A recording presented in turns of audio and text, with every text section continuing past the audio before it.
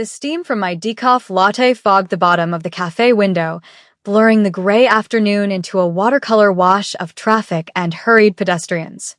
My hand rested instinctively on the swell of my belly, a constant, reassuring pressure against the soft lavender fabric of my dress. At 6 months pregnant, my world had shrunk to this small, protective gesture, a silent promise to the life I was carrying. It was a world I was building alone, brick by fragile brick, after the last one had been so thoroughly demolished. The faint scent of roasted coffee beans and cinnamon was a comfort, a small luxury in a life that had become a careful ledger of expenses. I was tracing the rim of my mug when a shadow fell over my table, cold and unwelcome, pulling the warmth from the air. I didn't need to look up. I knew that cologne, that specific brand of arrogant stillness. Mark. My breath caught, a tiny, sharp thing in my throat. Well, he drawled, his voice a familiar mix of feigned surprise and genuine malice. Look what we have here. I finally forced my gaze upward, my heart beginning a frantic, heavy rhythm against my ribs. He looked the same, impeccably dressed, a cruel twist to his lips that he probably thought was a smile. His eyes, however, did a slow, deliberate sweep of my body, lingering on my changed shape with undisguised contempt. Let yourself go a bit, haven't you, Amelia? Wow. You got fat. The words landed like stones, each one a calculated blow meant to shatter the fragile peace I'd constructed. The old shame, the familiar feeling of being too much and not enough, coiled in my stomach. He saw my hand on my belly and smirked, misinterpreting the gesture completely. Still stress-eating, I see. Some things never change. I wanted to say something, to tell him he was a monster, to scream that this wasn't fat, it was life. But the words were trapped behind a wall of paralyzing fear, the muscle memory of his emotional abuse locking my jaw tight. I could only stare at him, my vision swimming, the cheerful cafe chatter fading into a dull roar. He leaned in, his voice dropping to a conspiratorial whisper that was far more terrifying than a shout. Guess I got out at the right time. Good luck finding anyone who wants all that. He gestured vaguely at my body, a flick of his wrist that dismissed my entire existence.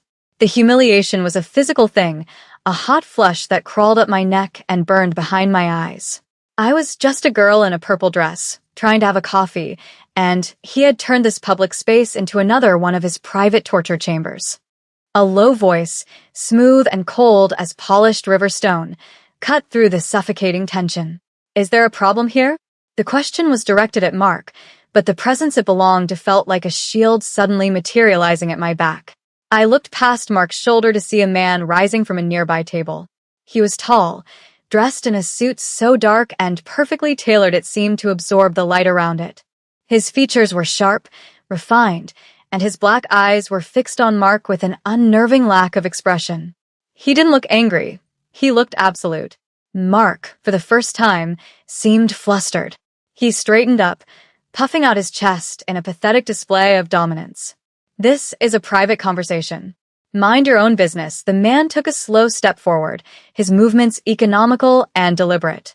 The air around him crackled with a silent, lethal authority that Mark's cheap bluster couldn't begin to match.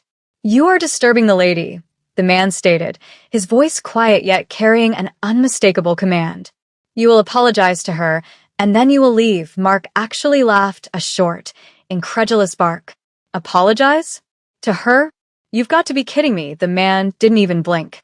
He simply tilted his head, a gesture so subtle it was barely perceptible, yet it seemed to communicate a universe of threat. I am not known for my sense of humor. A different kind of fear began to dawn on Mark's face, not the fear of embarrassment, but the primal fear of genuine danger. He glanced from the stranger's impassive face to me, then back again. The power dynamic in the small space had irrevocably shifted. The man was a predator, and Mark was just loud prey. Whatever, Mark muttered, his bravado crumbling into dust. He wouldn't look at me. He wouldn't look at the stranger. He fumbled for his briefcase, his movements clumsy and rushed. She's not worth my time anyway, with that parting shot. He practically fled, shoving past a waitress without a word and disappearing out the door. The bell chimed softly, ridiculously cheerful in the wake of his departure. The cafe slowly returned to its normal hum, but the space around my table remained silent, charged. The stranger's dark eyes finally moved to me, and for the first time, I saw a flicker of something other than icy control in their depths. It wasn't pity. It was something closer to assessment, a quiet, penetrating consideration that made me feel more seen than Mark's cruel gaze ever had. He gestured to the chair opposite me. "May I?" I could only nod, my throat still tight. He sat, his presence filling the small booth, making it feel both safer and infinitely more dangerous. He didn't speak for a long moment, simply watching me as I struggled to regain my composure. I wrapped my hands around my lukewarm latte, the ceramic a poor anchor in the swirling storm of my emotions. The man's silence wasn't awkward. It was purposeful, giving me space to breathe. When he finally spoke, his voice was softer than it had been with Mark. "My name is Jinwoo," he said it simply, as if the two syllables should mean something to me. They didn't, but the way he said them carried a weight that suggested they meant a great deal to others. "Amelia," I whispered, my own name sounding fragile and thin. "Thank you," I added, finding my voice.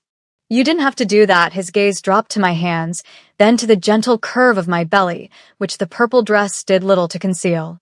There was no judgment in his look, only a quiet observation. A man who derives pleasure from humiliating a woman, especially one in your condition, is not a man. He is an insect. The finality of his statement was chilling. He spoke of Mark not as a person, but as a pest to be dealt with, an annoyance to be swatted away. It was both terrifying and, in a strange, dark way, deeply validating. He flagged down the waitress with a subtle lift of his hand.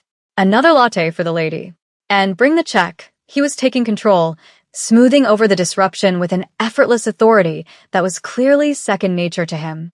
I found myself wanting to resist, to insist I was fine. But the truth was I was shaking, the adrenaline from the confrontation leaving me weak and drained. I let him do it.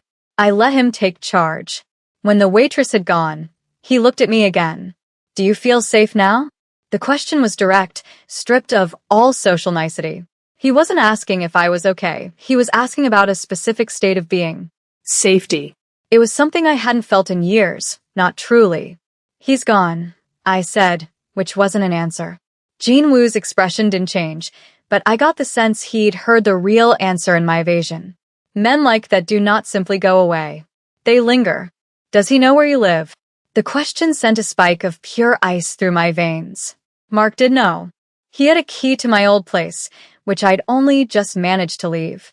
My new apartment was a tiny, rundown studio my sister Chloe had helped me find, but I had no illusions about its security. I moved recently," I stammered. "He shouldn't." Jinwoo's eyes narrowed slightly. "Shouldn't is not the same as cannot." He placed a sleek, black phone on the table between us. "My car is outside. I will take you home." It is not a request. The car was a black sedan with windows so dark they looked like polished obsidian. A driver in a crisp suit held the door for me, and I slid onto the cool leather of the back seat, feeling completely out of my element. Jinwoo got in the other side, the door closing with a heavy, satisfying thud that sealed us off from the city noise. The silence inside was absolute. He gave the driver my address, which I provided with a trembling voice, and the car pulled smoothly into traffic. I stared out the window, watching the familiar streets of my neighborhood slide by, feeling as though I were watching them from a different planet. Beside me, Jinwoo was perfectly still, a study in controlled power. He hadn't asked any more questions, and for that, I was grateful. I wasn't sure I had the strength to talk about Mark, about the years of being worn down, of having my confidence eroded until I felt like nothing more than a collection of flaws. We drove for several blocks before he finally spoke, his voice a low rumble in the quiet car. "The father of your child," he began, phrasing it as a statement, not a question. "Is he a part of your life?" The question hung in the air, heavy with unspoken assumptions. "No," I said, my voice firm for the first time. "He's not." He doesn't know. Jinwoo absorbed this information without comment, his gaze fixed on the road ahead. I felt the need to clarify, to defend the man who had given me this baby and then disappeared for reasons that were complicated and painful. "He's a good man." He couldn't stay. It was a weak explanation, but it was the truth. Jinwoo finally turned his head to look at me, his dark eyes seeming to see right through the flimsy walls I had built around my heart. Then you and your son are unprotected. It wasn't an accusation. It was a simple, brutal fact. My son. Hearing him say it, acknowledging the small life inside me as a boy, a person, sent a wave of fierce, desperate protectiveness through me. He was right. We were unprotected. The thought had been my constant, waking nightmare. My sister Chloe helped when she could, but she had her own life, her own struggles. I was utterly, terrifyingly alone. When the car pulled up in front of my dilapidated apartment building, with its cracked facade and graffiti-scarred entryway, the contrast between my life and the world Jinwoo inhabited was starkly, painfully clear. He didn't get out of the car, but he gave an order to his driver in Korean. The driver nodded and exited the vehicle, beginning a slow, methodical circuit of my building, his eyes scanning every window, every doorway. Jinwoo turned back to me. "This is not a secure location. It's what I can afford," I said, a defensive edge to my voice. "I understand," he said, and the surprising thing was I believed he did. He wasn't judging my poverty. He was assessing a tactical weakness. "I have a security firm. They can do a sweep of your apartment, install a better system. At no cost. Consider it a professional courtesy." The offer was staggering. It was also terrifying. Accepting it meant letting this man, this powerful, enigmatic stranger, further into my life. But the alternative, lying awake at night, jumping at every creak of the floorboards, imagining Mark outside my door, was even more terrifying. "Why would you do that?" I asked, my voice barely a whisper. Jinwoo's expression remained unreadable, but his eyes held mine. "Because I do not like insects." Over the next few weeks, Jinwoo became a quiet, pervasive presence in my life. He never crossed a line, never made me feel pressured or possessed, but his influence was undeniable. The day after our meeting, a team of discreet, professional men arrived at my apartment. They weren't from a commercial security company. They moved with a silent, coordinated efficiency that spoke of a different kind of training. They replaced my flimsy door with a reinforced steel one, installed a complex alarm system, and fitted the windows with unbreakable locks. They worked for hours, speaking only in low tones, and when they left, my tiny studio felt less like a cheap apartment and more like a small, safe fortress. Jinwoo called me that evening. "Is the work satisfactory?" he asked, his voice calm and professional over the phone. "It's more than satisfactory," I said, running a hand over the cool metal of the new deadbolt. "Thank you. I don't know how I can repay you." There was a pause. "Your peace of mind is sufficient payment." After that, the delivery started.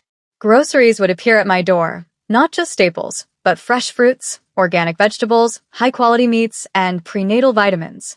Then came baby supplies, a beautiful, sturdy crib, boxes of diapers, soft blankets, and tiny, perfect clothes. There was never a note, but I knew they were from him. I called him, flustered, insisting it was too much. "Your son requires proper nutrition and a safe environment," he stated, as if discussing a business transaction. "I am merely providing the necessary resources." My sister Chloe was deeply suspicious.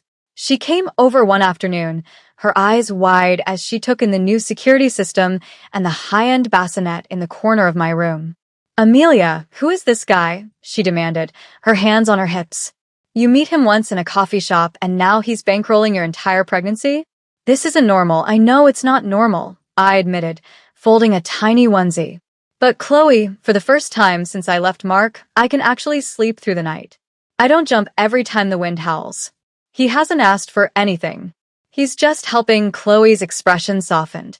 She knew better than anyone what I had endured with Mark, the constant anxiety, the feeling of walking on eggshells. "Just be careful, okay? Men like that, men with that much money and power, they don't do things for free. There's always a price." I knew she was right, and a part of me was terrified of what that price might be. But another, larger part of me was simply awash with a profound, bone-deep relief. He was building a wall around me, and while I didn't know what his motives were, I was too exhausted and too vulnerable to refuse its shelter. One evening, there was a knock on my new, fortified door. It wasn't a delivery. I checked the camera feed he'd installed and saw Jinwoo standing in the hallway, holding a small, fragrant box. My heart leaped into my throat. I let him in, my hands trembling slightly. He looked around the small apartment, his gaze taking in the small signs of his influence, the full pantry, the baby books stacked on my nightstand. He held out the box. I was in the neighborhood, he said, a blatant lie that was somehow endearing. These are from a bakery I enjoy. I opened it to find an assortment of exquisite Korean pastries. The gesture was so simple, so unexpectedly domestic, it disarmed me completely. He was a man who could dismantle threats with a single phone call, yet here he was, bringing me sweets. It was in that moment, in the quiet of my tiny, safe apartment, that I realized Chloe was wrong. Maybe he wasn't doing it for free, but maybe the price wasn't something he would take from me, but something he wanted to give, his protection. The illusion of peace was shattered on a Tuesday night. I was asleep, lulled into a sense of security by the hum of the city and the solid click of my deadbolt. A loud, insistent buzzing from the security panel by the door jolted me awake. My heart instantly started hammering against my ribs. The panel was flashing red, with a single word glowing in the darkness. Breach. Below it, a smaller line of text read, "Window, fire escape." Panic, cold and sharp, seized me. I scrambled out of bed, my hand flying to my stomach as I backed away from the window, my eyes straining to see through the darkness. I heard a scraping sound, then the sickening splinter of the window frame giving way. Someone was trying to get in. Someone was ignoring the reinforced locks, trying to pry their way into my sanctuary. My mind screamed Mark's name. This was his move, escalation, terror, proving that no matter where I went, he could still reach me. I fumbled for my phone, my fingers slick with sweat, my mind racing. Who do I call? The police? Before I could even dial, my phone lit up with an incoming call. The name on the screen was simply Jinwoo. I answered, a choked sob escaping my lips. "He's here," I whispered, my voice cracking. "Someone's at the window, I know." Jinwoo's voice was unnaturally calm, a steady anchor in my terror. "Stay away from the window, Amelia. Go into the bathroom and lock the door. Do not come out until I tell you to. Where are you?" I cried, huddling in the corner of the room, my back pressed against the cold wall. "We are already here," he said. And then I heard it, not from the front of the building, but from the alleyway below my window. The sound of two cars, pulling up without headlights, their doors opening and closing with quiet, military precision. There was a muffled shout from the fire escape, followed by a sickening thud and a strangled cry that was cut off abruptly. Silence. The terrifying sounds of the break-in were replaced by an even more terrifying silence. My entire body was shaking, but I did as he said. I crept into the small bathroom, locked the door, and sank to the floor, wrapping my arms around my belly and my baby. I sat there in the dark, listening to the frantic beat of my own heart for what felt like an eternity. Finally, my phone buzzed again. It was Jinwoo. "It is over. You can come out." Open the front door. I unlocked the bathroom door on trembling legs. The main room was empty, the window now closed and locked, though the frame was splintered and damaged. There was no sign of a struggle, no sign that anything had happened at all, except for the lingering scent of cold night air. I went to the front door and opened it. Jinwoo was standing there, flanked by two of his men. He was still in a suit, looking as immaculate as ever, but his face was hard, his jaw tight with a controlled fury that was more frightening than any overt display of anger. His eyes scanned me from head to toe, checking for any sign of harm, before settling on my face. "Are you hurt?" he asked, his voice low and intense. I shook my head, unable to speak. He stepped inside, his men remaining in the hallway like sentinels. He walked over to the damaged window, his fingers tracing the splintered wood. "He will not bother you again," he said, his back to me. The words were a vow, spoken with an absolute certainty that left no room for doubt. The cold finality in his tone made me shiver. I didn't ask what had happened to Mark on the fire escape. I didn't want to know. In that moment, the true nature of Jinwoo's world was laid bare. This wasn't just about security systems and grocery deliveries. This was about life and death, about a power so immense it could erase a threat from my life as easily as wiping a smudge from a window. I was safe, yes, but my safety was bought and paid for by a violence I couldn't comprehend. I looked at this man, this dangerous, protective, terrifying man, and I finally understood the price of his help. It was my complicity. The aftermath of the attempted break-in was a turning point. The fragile, unspoken arrangement between us was no longer sufficient. The next evening, Jin-woo came to my apartment, and there was a different energy about him, a gravity, a sense of purpose. He didn't bring pastries. He sat in the only comfortable chair I owned, a worn armchair near the window, and watched me for a long time before he spoke. "This is no longer a viable solution," he said, gesturing to the apartment, to the city outside. "Your former partner is being dealt with, but he is a symptom of a larger problem. Your vulnerability." I sank onto the edge of my bed, my hands folded over my belly. "What are you saying?" "I am saying you cannot stay here. It is not safe enough. The men who work for me can neutralize a single, predictable threat. But my world has other threats. Unpredictable ones. Enemies who would see you and your son as a weakness to be exploited." The blood drained from my face. Enemies. The word sounded alien, something from a movie, yet he said it with such casual certainty that I knew it was his reality. "I don't understand," I whispered. "What does your world have to do with me?" He leaned forward, his dark eyes locking onto mine, and for the first time, I saw a raw vulnerability in them, a crack in his armor of composure. "It has everything to do with you, Amelia. Because from the moment I saw you, you became part of it." The confession hung in the air between us, heavy and shocking. This wasn't about pity. It wasn't a transaction. It was something more. "I want you to move," he continued, his voice softer now, more personal. "I have a home, a place far from the city, by the ocean. It is secure. Completely. No one can reach you there without my permission. A gilded cage." The thought was immediate and terrifying. He was offering me absolute safety, but at the cost of my autonomy, my simple, anonymous life. I would be his responsibility, his possession.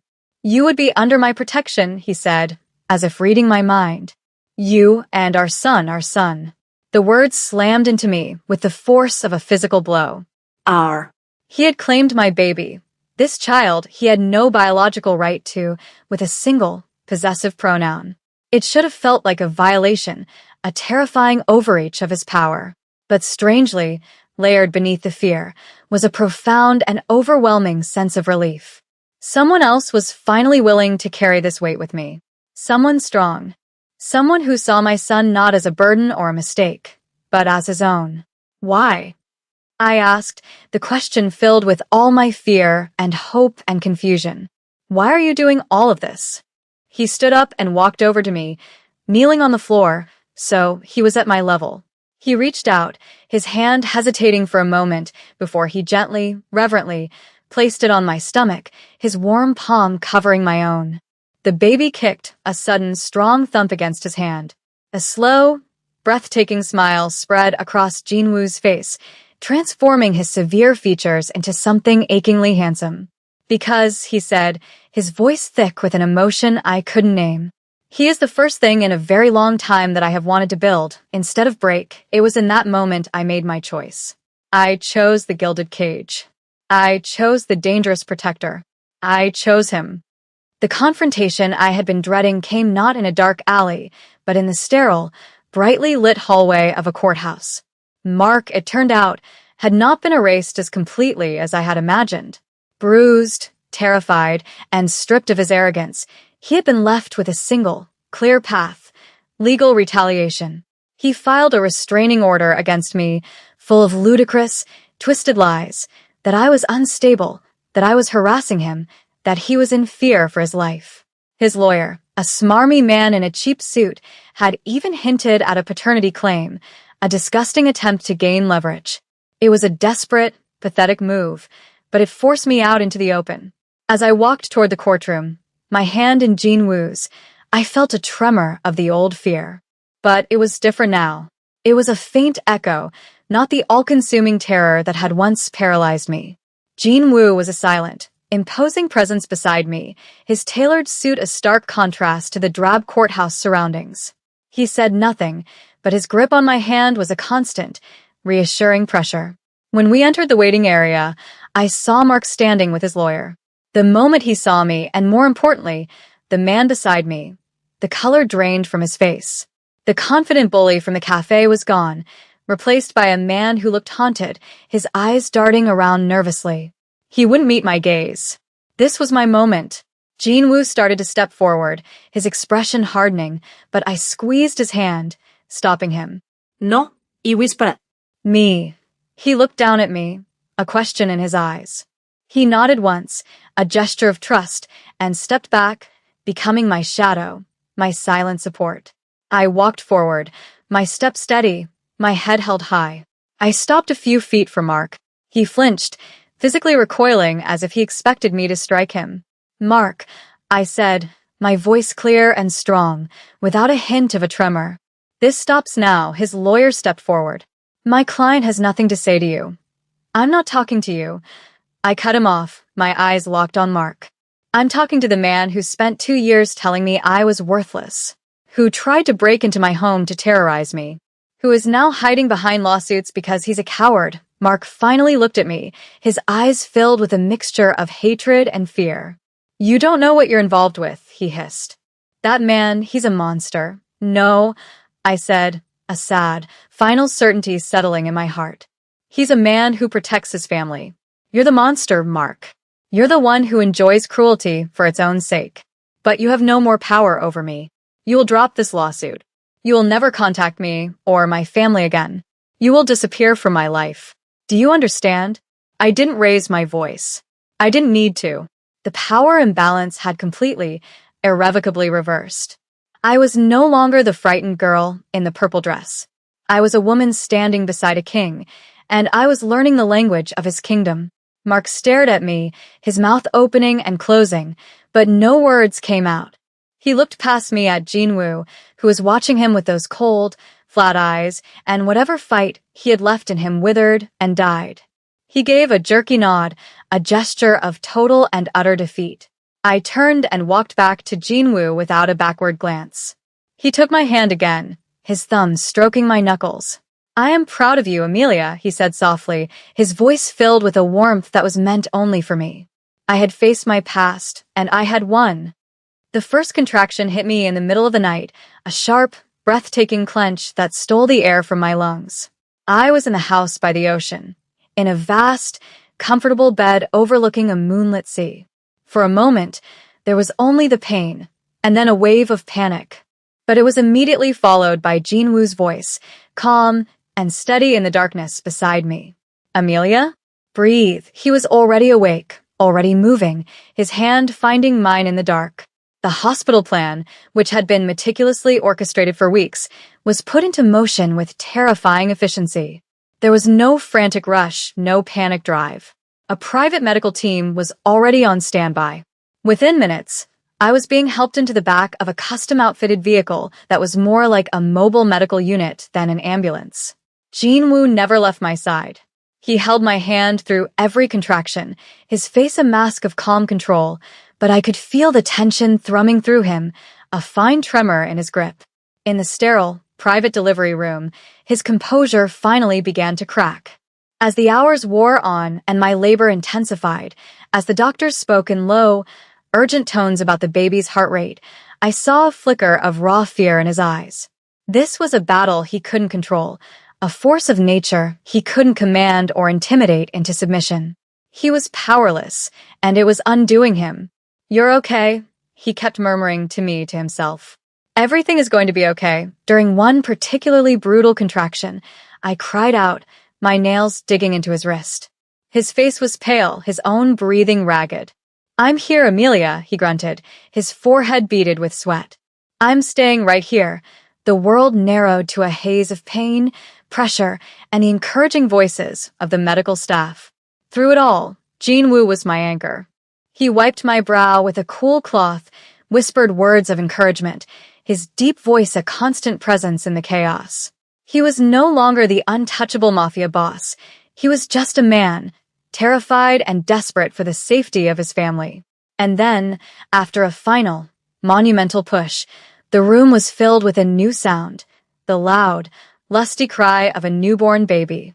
A wave of relief, so profound it felt like a physical force washed over me.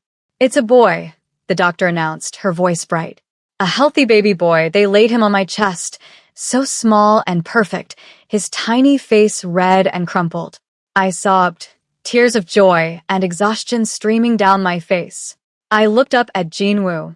He was staring at our son, his expression one of pure, unadulterated awe. Tears were tracking silently down his own cheeks, the first I had ever seen him shed.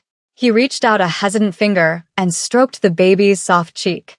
"Dae-hyun," he whispered, his voice thick with emotion. "His name is Dae-hyun." He leaned down and pressed a kiss to my forehead, a gesture of such profound love and gratitude that it healed every last broken piece of my past. He wasn't just my protector anymore. He was my partner, the father of my son, the man who had shown me what it felt like to be truly, unconditionally safe. We were a family, forged in fear, bound by loyalty, and now, sealed by the miracle of our beautiful boy. The months that followed were a surreal blend of domestic chaos and quiet vigilance. Our home by the ocean was a world unto itself, a fortress of glass and steel softened by the clutter of a new baby. Days were measured in feeding times and diaper changes, in the sweet, milky scent of Dae-hyun and the sound of his soft gurgles. It was a life I could never have imagined, both idyllically normal and profoundly strange. I would watch Jinwoo, a man whose hands were capable of such ruthless violence, cradle our tiny son against his broad chest, humming a low, tuneless lullaby in Korean until Dae-hyun's eyes drifted shut. The sight never failed to make my heart ache with a fierce, protective love for them both. His men, who I had once found so intimidating, now moved through the house with a quiet reverence, their faces softening whenever they caught a glimpse of the baby. One of them, a mountain of a man named Minjun, was caught by Chloe trying to secretly fashion a mobile out of polished bullet casings. My sister, initially my biggest skeptic, had become a frequent visitor, her suspicion of Jinwoo slowly melting away in the face of his unwavering devotion to me and Dae-hyun. "Okay, I'll admit it," she said one afternoon, watching Jinwoo expertly burp the baby. "He's a keeper. A terrifying, probably wanted by Interpol keeper." But still we laughed, the sound easy and light. We found a rhythm, a balance between our two worlds. I learned the names of his senior men and the basics of his business empire, which he spoke of in vague but honest terms. I never asked for details I didn't want to know, and he never offered them. In return, he learned how to assemble a ridiculously complicated baby swing and to distinguish between a hungry cry and a tired cry. He would come home late from meetings that I knew were dangerous, his face etched with fatigue and tension, but the moment he saw me and Dae-hyun, the hardness would melt away, replaced by a soft, weary relief. But the peace was always underscored by a low hum of danger. I saw it in the way he checked the perimeter security feeds every night before bed, in the way his phone would buzz with coded messages at all hours, in the occasional appearance of men with grim faces and new scars. One night, I found him staring out at the dark, churning ocean, his posture rigid. "What is it?" I asked, coming to stand behind him, wrapping my arms around his waist. He sighed, leaning back into my embrace. "Just business. A rival faction is becoming ambitious." The casual way he said it sent a chill down my spine. "Are we in danger?" He turned in my arms, his hands cupping my face. "I will never let anything happen to you or Dae-hyun. You are the center of this world, Amelia. Everything I do to keep this center strong." It was a promise and a burden, a reminder that our beautiful, peaceful life was an island in the middle of a very violent sea, and he was the one standing guard on the shore. Our life was a paradox, a fortress of love built on a foundation of fear. But it was our life, and it was real. We celebrated Dae-hyun's first birthday with a small gathering on the wide, windswept deck overlooking the Pacific. Chloe was there, along with a few of Jinwoo's most trusted men and their families. It was a strange, eclectic group, my bubbly, outspoken sister teasing the stoic, silent Minjun while their children chased each other around the patio. Jinwoo and I stood back, watching our son smash his fists into a small cake, his face a mess of blue frosting and pure joy.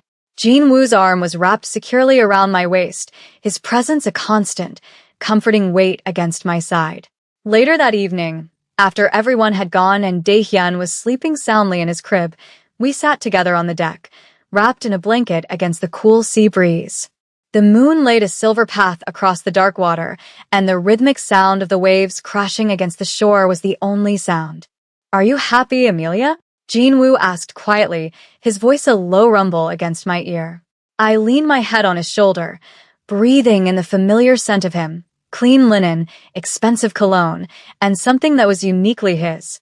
"I am," I said, and it was the absolute truth. I never knew what happy felt like until now. It's not about the absence of fear. It's about having something so precious that you're willing to be afraid for it. He was silent for a long moment, his thumb stroking my arm. "I was an empty house before I met you," he confessed, his voice rough with an emotion he rarely showed.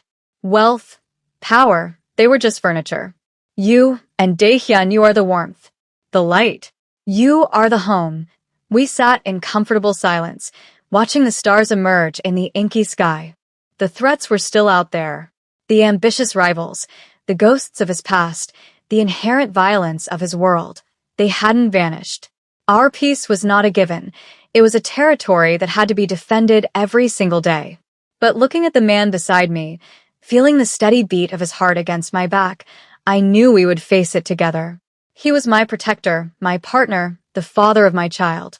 He was a dangerous man who used his power to create a sanctuary for us. The purple dress from the cafe felt like a relic from another woman's life, a person I barely recognized anymore. That woman had been a victim. I was not. I was a queen in a dangerous kingdom, and my king was beside me. He leaned down and kissed me, a slow, deep kiss filled with the promises of a lifetime. "I love you," he murmured against my lips. "I love you," I answered, my voice steady and sure. In the distance, the ocean roared, a constant, powerful reminder of the world outside our walls. But here, in his arms, I was safe. We were safe. And that was everything.